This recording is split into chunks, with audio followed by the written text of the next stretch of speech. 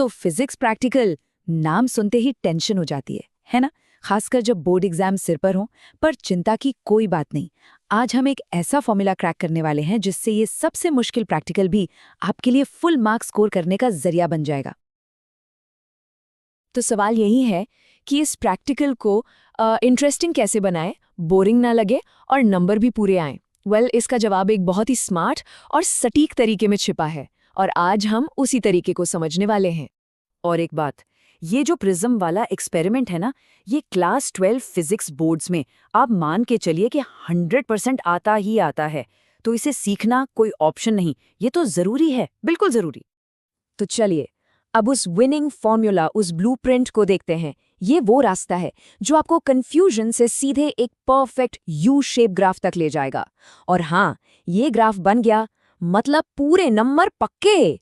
इस फॉर्मूले के 5 सिंपल से स्टेप्स हैं। सबसे पहले द हुक, यानी एक मजबूत शुरुआत, फिर मटेरियल्स और सेटअप, उसके बाद स्टेप बाय स्टेप प्रोसीजर, फिर आता है सबसे इंपॉर्टेंट पार्ट द ग्राफ, और आखिर में वाइवा के सवाल जिनका सामना हम मिलकर करेंगे।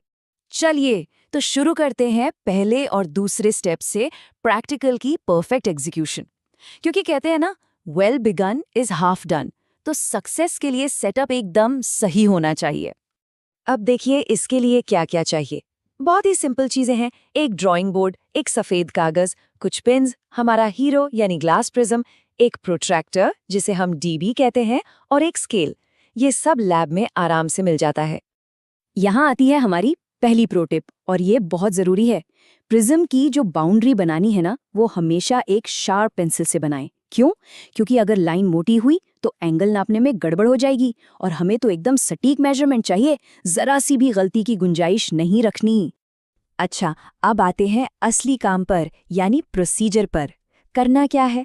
सबसे पहले हम इंसिडेंट रे के लिए अलग अलग एंगल सेट करेंगे। मान लीजिए 30 डिग्री, फिर 35, फिर 40, ऐसे।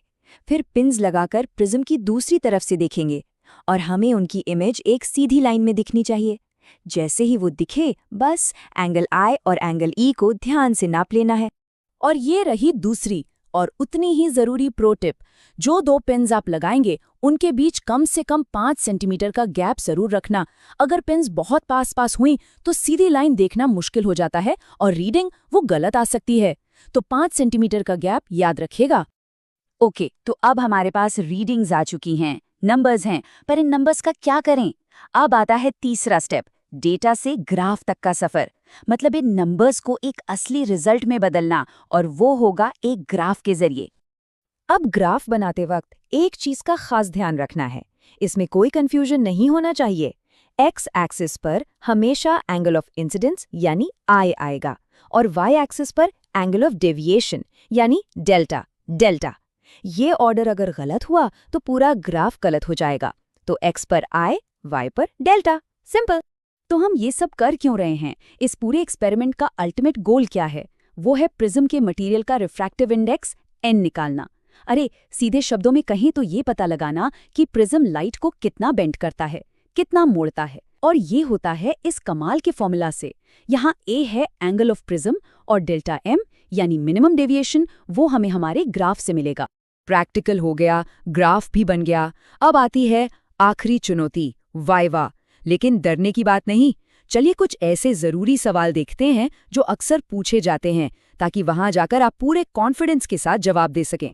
वाइवा का सबसे पहला और सबसे कॉमन सवाल लगभग हमेशा पूछा जाता है, ग्लास का रिफ्रैक्टिव इंडेक्स क्या है?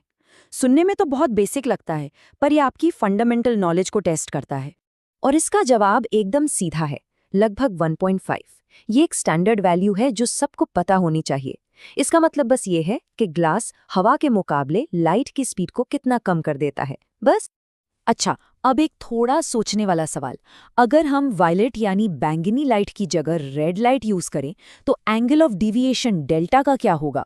बढ़ेगा या घटेगा? ये सवाल आपकी वेवलेंथ की समझ को चेक करता है। और एक और बहुत ही कॉमन सवाल, अगर प्रिज्म इक्विलैटरल है यानी समबाहु, तो उसका एंगल ए कितना होगा? एकदम सिंपल, 60 डिग्री, क्योंकि इक्विलैटरल ट्रायंगल के सारे एंगल 60 डिग्री के ही तो होते हैं, तो प्रिज्म का एंगल भी 60 डिग्री ही होगा। ये तो पता ही होना चाहिए। तो देखा आपने, इस ब्लूप्रिंट को फॉलो करने का नतीजा क्या है? एक परफेक्ट ग्राफ और वाइवा में जबरदस्त कॉन्फिडेंस। इस तरह एक स्ट्रक्चर्ड तरीके से चलें तो कोई भी प्रैक्टिकल मुश्किल नहीं लगता। और अब आखिर में एक सवाल आपके लिए। जरा सोचिए, ये जो स्ट्रक्चर्ड फॉर्मूला हमने आज देखा, क्या ऐसा ही कोई फॉर्मूला फिजिक्स के या किसी और सब्जेक्ट के दूसरे मुश्किल टॉपिक्स को आसान बनाने के लिए भी इस्तेमाल हो सकता है? इस पर सोचेगा जरूर।